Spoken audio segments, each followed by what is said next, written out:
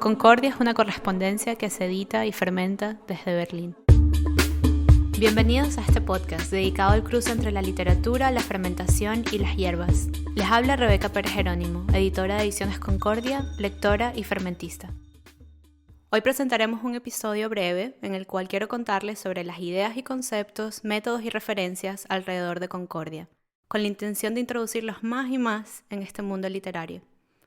Un mundo que intenta establecer un diálogo constante entre la ficción, las hierbas y los procesos de fermentación. Pero antes de eso quisiera compartir un audio que recibí acerca del episodio anterior. En ese episodio hablamos de la hierba borraja, la primera hierba que exploramos y que fue figura central en el primer número de la revista Concordia, que para los que aún no saben, es una revista dedicada a la ficción escrita por mujeres hispanohablantes. También conversamos en ese episodio con Noraden Mora Méndez, escritora, investigadora y colaboradora de la revista. Con ella hablé sobre los talleres literarios, los procesos de escritura, entre otras cosas. Y el audio que quiero compartirles habla un poco de ese tema. Mi gran amigo Sebastián, con quien hice taller de escritura por varios años aquí en Berlín, me envió esta imagen burbujeante sobre el papel que juegan las referencias, lecturas y estímulos al escribir un cuento. Con el tema de la masa madre y el proceso creativo y todo, hay una imagen que va a ser muy difícil de describirla, pero ¿viste esas imágenes moleculares que a veces vemos en los documentales? Como que hay una molécula o una burbujita y de repente vienen otras burbujitas que se les empiezan a pegar a los costados y de repente con la presión hacen plop y se transforma en una burbuja más grande. Bueno, esa es la imagen que a mí me viene con el tema de las influencias, de las charlas, los diálogos, las nuevas ideas que se van sumando en el intercambio. ¿Qué quiero decir con esto? El principio de la suma de las partes que genera la plusvalía, ¿no? El decir 1 más 1 no es 2, sino que 1 más 1 es un 3, porque genera una plusvalía en esa mezcla. Y el tándem en ese sentido justamente trae eso. Lo que más me gustó del comentario de Sebastián es la relación casi espontánea que hace con un proceso demasiado común en la fermentación y es la presencia de burbujas. Y cómo esas burbujas empiezan a expandir la multiplicidad de una comunidad, de un organismo vivo. En ese sentido, el cuerpo vivo para nosotros en Concordia es el cuento. Y me gustaba la idea de empezar por aquí porque gran parte de este episodio se va a tratar de cómo fui enlazando todos los mundos que componen Concordia. Entre ellos, uno de los más importantes, la fermentación. Gracias, Sebas, por tomarte el tiempo de escucharnos y además de compartir tus ideas.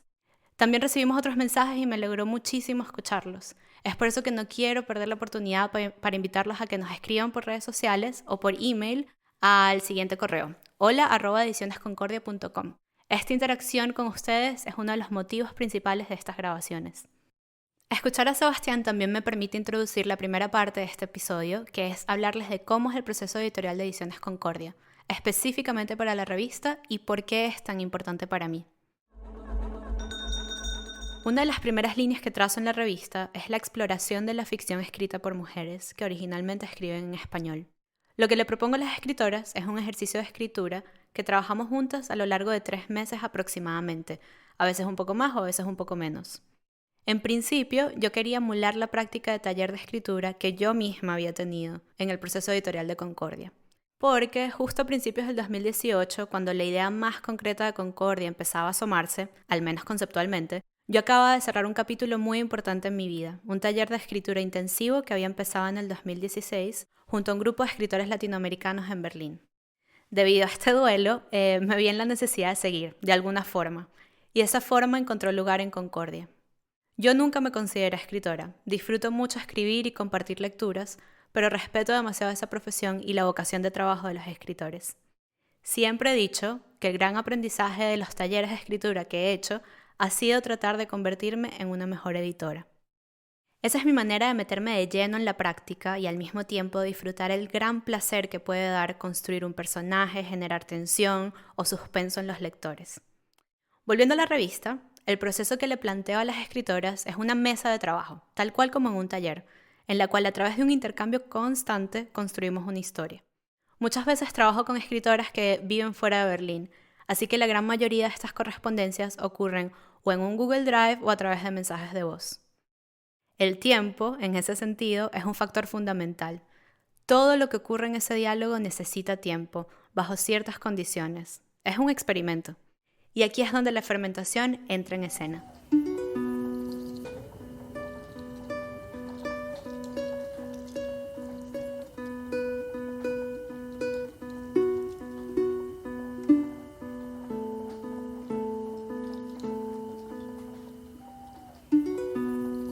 En paralelo a mis estudios e interés obsesivo en la literatura, desde hace algunos años investigo y hago una práctica activa en la cocina, dándole énfasis a las tradiciones ancestrales y muy específicamente a la fermentación. Entonces, al mismo tiempo que trabajo un proceso editorial influenciado en la práctica comunitaria del taller de escritura, también procuro vivir cada historia, cada cuento como un fermento. Porque para realizar cualquier fermento hay que tomar en cuenta muchos factores, entre ellos el tiempo, la intuición y la intención. Cada fermento debe concebirse bajo ciertos parámetros. Digamos que en el caso de la revista, esa sería la propuesta del ejercicio que le propongo a las escritoras, el tema que tratamos. Además, les doy un contexto, ya que cada número está dedicado a una hierba. Entonces digamos que esa es la temperatura.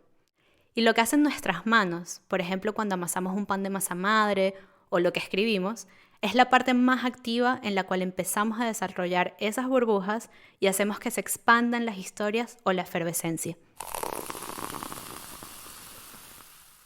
El instinto también juega un papel importante. Pensando en la comida y lo que ocurre en la cocina o cómo hacemos un fermento, lo que llamamos instinto no es un destino, sino un camino. Y en el camino, ese que es instintivo, tenemos que andar con nuestros sentidos. Focalizando nuestro interés en el gusto, yo invito a las escritoras con estos ejercicios a probar y saborear. Saborear incluso cuando estamos asustadas. Y es que solo probando siento que podemos aprender a conectar las decisiones que hemos tomado a lo largo de un experimento con el resultado final del mismo.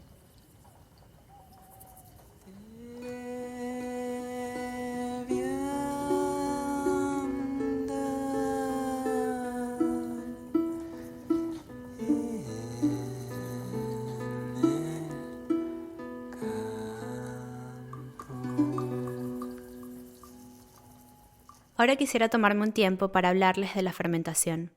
Estoy segura de que muchos de ustedes han escuchado hablar de este tema, han hecho fermentos o sus abuelas o abuelos fermentaban. Para los que no saben mucho, creo que desde un punto de vista metafórico también deben estar familiarizados con la palabra. Me parece que todos podríamos entender la frase fermentar una idea, es decir, una idea que reposamos, que maceramos en nuestra cabeza. Y cuando hablamos de fermentación, no podría dejar de mencionar a Sándor Hélix Katz, quien ha sido un gran portavoz de las prácticas ancestrales de la fermentación en nuestros tiempos. Además de los talleres literarios, mis lecturas sobre fermentación a partir de Katz han sido muy importantes para Concordia.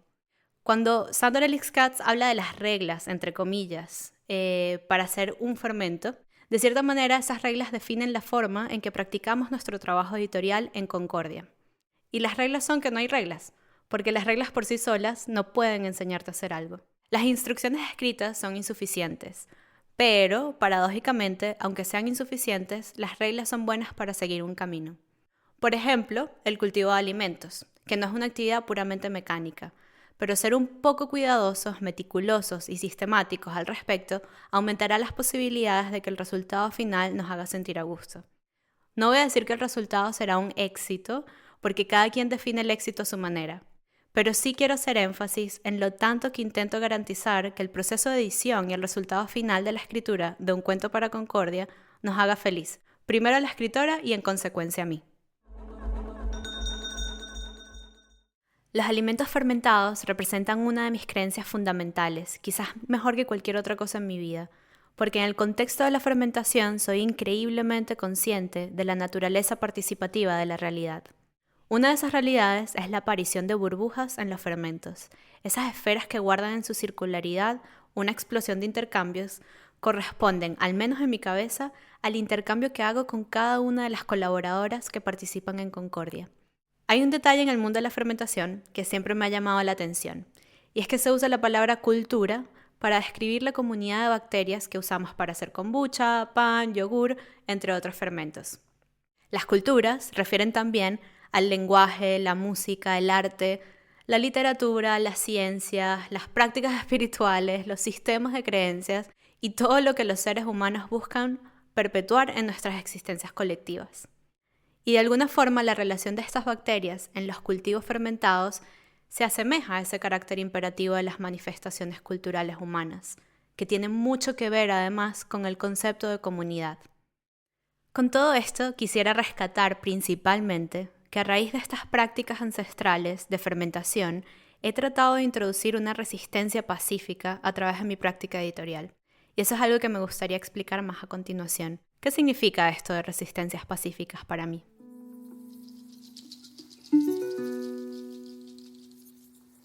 No, mi señor, ningún helado. Tengo cuarzos que te servirán de carbón.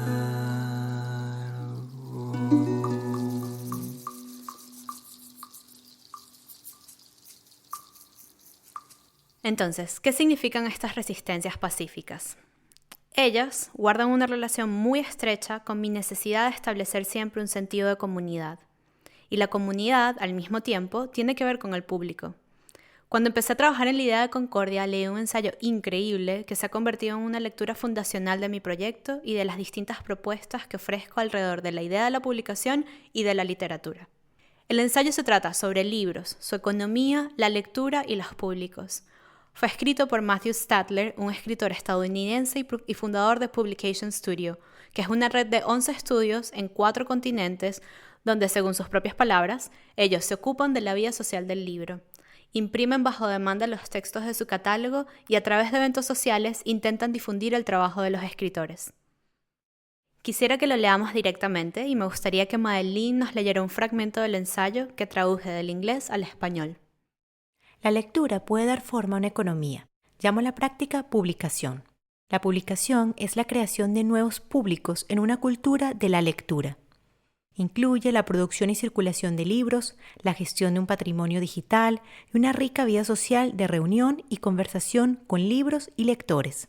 Todas estas actividades juntas construyen un espacio de conversación, un espacio público que invita a un público a existir. No hay un público preexistente. Los públicos comienzan con acciones voluntarias, una invitación, un evento, y una invitación a unirse literal o implícitamente es crucial. Un buen ejemplo es la portada de un libro, que puede ser abierta o cerrada. Los libros viajan por el mundo coleccionando extraños. Son espacios públicos. Los lectores se reúnen en los márgenes, en el borde parpadeante y ligeramente salpicado de un texto que comparten en común. La publicación, la economía que he estado describiendo, es el equivalente de los libros a la comida lenta.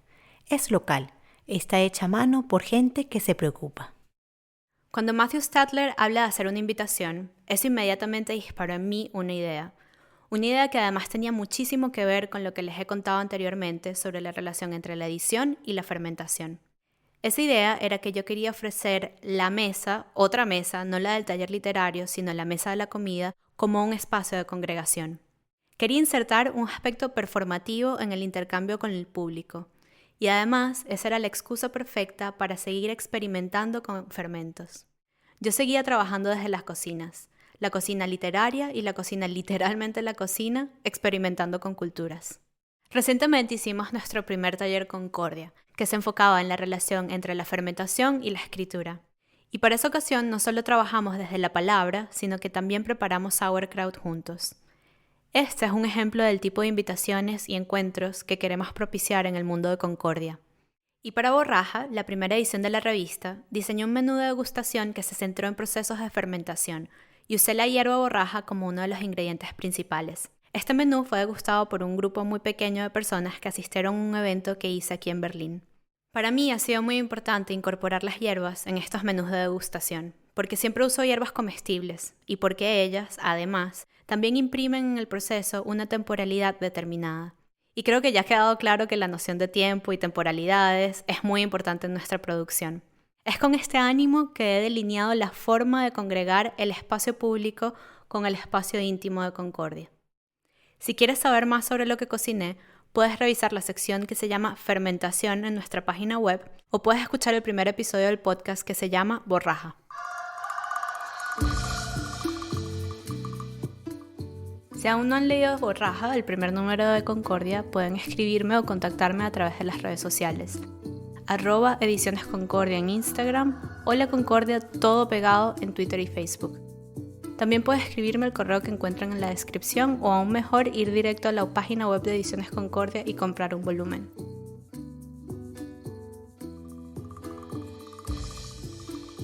Si estás en Berlín, puedes conseguir ejemplares en Bartleby & Co. y librería Andenbuch. Si estás en Madrid, puedes conseguirla en la librería Los Pequeños Seres.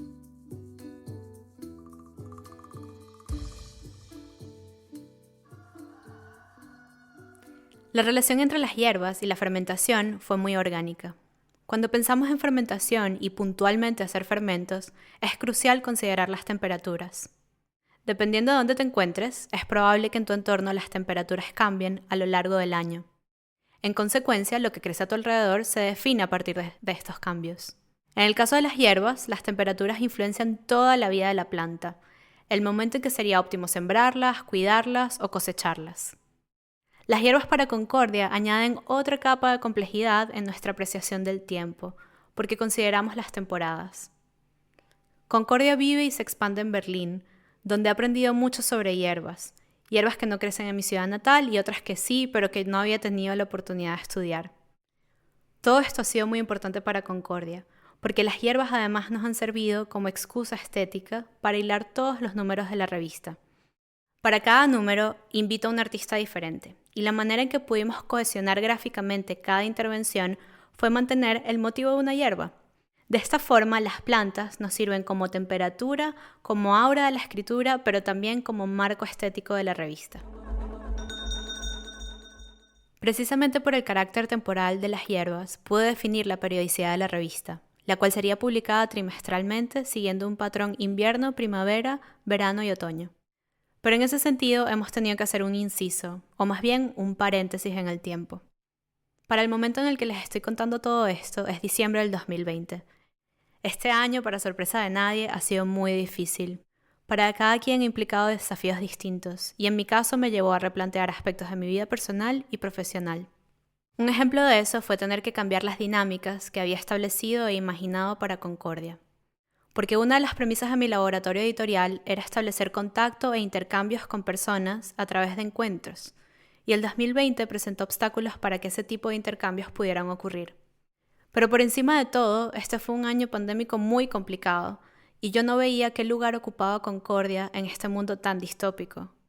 Esto no quiere decir que dejé de trabajar en el proyecto. Gracias a la colaboración de escritoras y artistas, pudimos editar los 2 próximos números de la revista, hicimos el primer taller de Concordia que les mencioné antes y empezamos este podcast.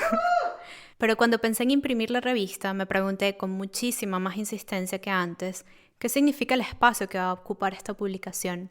Sobre todo cuando no podía conjugar todos los elementos que me hacían sentir a gusto con la idea de imprimir, es decir, las invitaciones a esos intercambios que ocurrían frente a frente y no a través de una pantalla. Hace poco escuché a un artista que admiro mucho diciendo que si ella hubiera podido hacer otra cosa, hubiera sido arquitecta, pero que la idea de dejar construcciones gigantes en el mundo le da mucha ansiedad y yo siento demasiada empatía con ese sentimiento. Y es por eso que ella trabaja desde lo efímero. Es una artista que trabaja con comida que nunca se desecha, sino que la consumen los espectadores y no perdura en el espacio. En ese sentido me siento muy afín con su idea de manifestar arte a través de prácticas efímeras. Pero al mismo tiempo, ya que soy una defensora empedernida del libro y porque siento que mi vocación en gran medida se encuentra entre las páginas de un libro, aún sigo apostando por la idea de imprimir. Pero mi idea de imprimir y publicar no va de la mano con la hiperproducción. A pesar de que Concordia no es completamente efímera, trato de que ella ocupe más espacios vitales y menos espacios materiales. Las ediciones de Concordia son numeradas y su mayor distribución ocurre en los eventos que hemos podido hacer. Entonces, con 2 números listos debajo del brazo y después de un año de reflexiones, seguiremos adelante e imprimiremos. Creo que simplemente necesitaba darme un tiempo para reconfigurar a raíz de los cambios que vinieron después de que se desató la pandemia. Durante este paréntesis pensé mucho en Donna Haraway, una escritora a quien recurro con frecuencia y quien también ha sido una influencia en el trabajo de la editorial. Una de las respuestas más claras y precisas que puedo encontrar para justificar el hecho de que quiero trabajar con historias y seguir publicando proviene en gran parte de este fragmento que Ana nos va a leer de un texto de Donna Haraway que traduje del inglés. Importan las historias que contamos para contar otras historias. Importa qué nudos anudan los nudos, qué pensamientos piensan los pensamientos, qué descripciones describen las descripciones, qué lazos atan los lazos. Importa qué historias hacen mundos, qué mundos hacen historias. Importa lo que los pensamientos piensan, los pensamientos. Importa lo que el conocimiento conoce, los conocimientos. Importa lo que relaciona las relaciones. Importa qué mundos, mundos, mundos. Importa lo que las historias cuentan historias. Nos importan las historias que contamos, en el marco de un pensamiento tentacular, como el que plantea Donna Haraway. Concordia es y será un espacio donde las historias son importantes, las que se imprimen, pero también las que ocurren alrededor de nuestros otros múltiples experimentos. Creo que una de las razones por las que he querido dejar registro a través del podcast es para hacer un archivo del proyecto y empezar a construir una memoria de este momento que vivimos, bien sea cuando alguien asistió a uno de nuestros eventos o ahora mientras nos escuchas. Así podemos volver y revisitarnos. Ahora Concordia vive en este espacio auditivo en formato podcast. También seguiremos haciendo talleres, por ahora solo en Berlín, y las próximas revistas siguen fermentándose. A través de movimientos sutiles, casi imperceptibles, seguimos andando.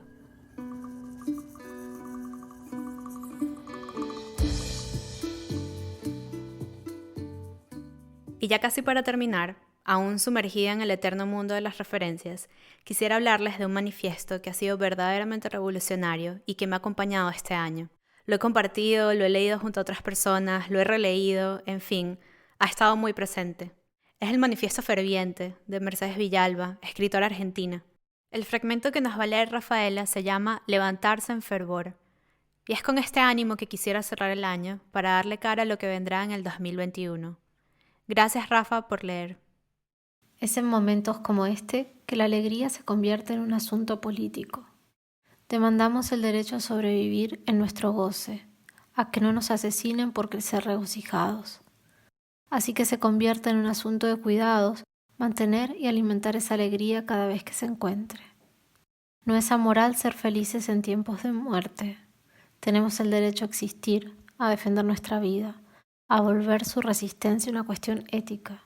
Es clave defender nuestro regocijo y para eso puede que nos veamos obligados a confeccionar burbujas, bolsas de aires y espacios de excepción, escondites donde ir a nutrirse y descansar, que abunden estos espacios aunque sean temporales, que albergan las más extrañas y creativas de las excepciones. Burbujas donde imaginar nuevas historias, escribir nuevas reglas. En tiempos como este, estamos luchando por nuestro derecho al futuro. El truco está en hacer fermentar estas burbujas, levantándose en fervor. Nos levantaremos en fervor. En esta oportunidad no tengo el gran placer de presentarles una entrevista, entonces no he podido preguntarle a alguien sobre lo que están leyendo en este momento. Así que quise aprovechar, ya que es el fin del año, para recomendarles algunos libros que disfruté mucho leer en el 2020. Mis libros favoritos que se encuentran dentro de las novedades fueron Girl, Woman, Other, de Bernardine Evaristo, que se ganó el Man Booker Prize del 2019. La hija única, de Guadalupe Nettel, que fue su última novela editada por Anagrama.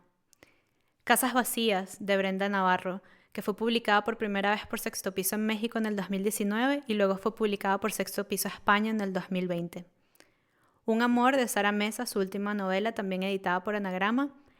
Y por último, el mejor regalo del 2020 fue el último libro de Sandor Elix Katz, Fermentation as Metaphor. Y libros que no son novedades, pero que fueron novedad para mí, fueron La mucama hominculé, de Rita Indiana, Screen Tests, de Kate Zambreno, An Everlasting Meal, de Tamar Adler, y dos memorias bellísimas que hicieron que el género literario de la memoria fuera mi género favorito del 2020, Coming to My Senses, de Alice Waters, y The Gastronomical Me, de M.F.K. Fisher. Y para aquellos que están obsesionados con la comida, tanto como yo, también quería recomendar los siguientes libros. Algunos mezclan arte y cocina, otros se encargan de repensar nuestro futuro a través de la comida, o simplemente, entre todos, nos invitan a conectarnos más con lo que comemos. Bastard Cookbook, de Anton Melasniemi y Rirki Tiravanija. Koji Alchemy, de Rick Shi y Jeremy Umansky. Heirloom, de Sarah C. Owens. The Third Plate, de Dan Barber. Y por último, Uncultivated, de Andy Brennan. Todos los títulos y autores de estos libros los vamos a tener listados en la descripción del episodio. Concordia. Ediciones Concordia ha hecho comunidad y comunión con una serie de textos y prácticas para establecer metodologías que no solo me permiten dialogar entre varios mundos, intereses y disciplinas, sino que le dan el marco conceptual ideal para el tipo de intercambios que quiero establecer con nuestras colaboradoras y con nuestro público. Concordia está comprometida con la necesidad de crear públicos, iniciar correspondencias con lectores, entablar conversaciones alrededor de una mesa y tener la oportunidad de establecer una red alrededor de la palabra escrita.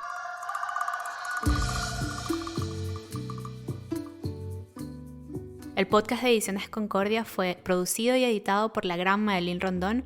La música increíble que escuchan es de Cantos Campesinos y la investigación fue hecha por mí, quien les habla, Rebeca Pérez Jerónimo.